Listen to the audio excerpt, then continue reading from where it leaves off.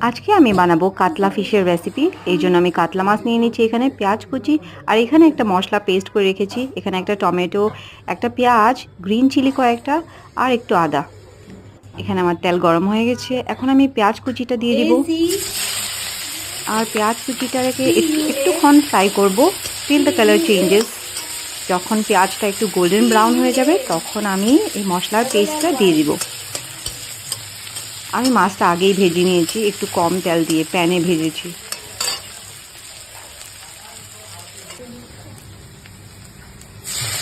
তারপরে এই যে পেঁয়াজটা ভাজি হয়ে গেছে, এখন আমি মশলার পেস্টটা ঢেলে দিব। আর মশলাটা একটু কষাতে হবে, একটু টাইম লাগবে, এটা কষাতে একটু টাইম লাগবে। এখন এখানে আমি হাফ এ টিস্পুন নুন আর হাফ এ টিস্পুন হলুদ দিয়ে দিব। তারপর একটু টাইম মশলাটা কষাবো। তারপর যখন মশলাটা কষানো হবে একটু 1 টিস্পুন জিরা দিয়ে দিব। আর এই জিরাটা যে আমি ঘরেই বানিয়েছি, প্যাকেট জিরা না, এটা গোটা জিরা এনে তারপর একটু ভাজি করে, মানে একটু গরম করে তারপর গ্রাইন্ড করে নিয়েছি। খুব ভালো হয়, টেস্টটা ভালো হয় সবজির। তারপর এখন জিরে দিয়ে দিলাম, এখন আরেকটু মিক্স করবে।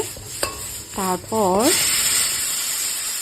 আর একটুক্ষণ পরে 60 সেকেন্ডসের মতন পরে এই যে দেখেন কালারটা কি সুন্দর হয়েছে।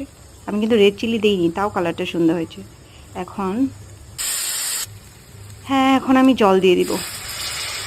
আর জল আমি একটু করে দিব, কারণ আমি সবজিটা মাখা মাখা করবো, তো এই জন্য। আমার হাজব্যান্ড খুব ভালো পায় মাখা মাখা এরকম মাছের সবজিটা, এই জন্য আমি একটু মাখা মাখা বানাবো। আর যখনই আমি চান্স পাই তখনই এরকম বানাই, এটা আমারও ফেভারিট হয়ে গেছে। এখন আমি যে এখানে জল দিছি এটা গরম জল, কিন্তু গরম জল দিলে কিন্তু ভালো হয়, তাড়াতাড়ি এই যে মানে জলটা হয়ে যায়, বয়েল হয়ে যায়। আর জলটা যখন এই যে এরকম হয় না, যখন এই যে এরকম ফুটে, জলটা যখন ফুটে তখন মাছটা দিতে লাগে। এখন আমি জলটা ফুটছে, এখন মাছটা দিয়ে দিব একটা একটা করে।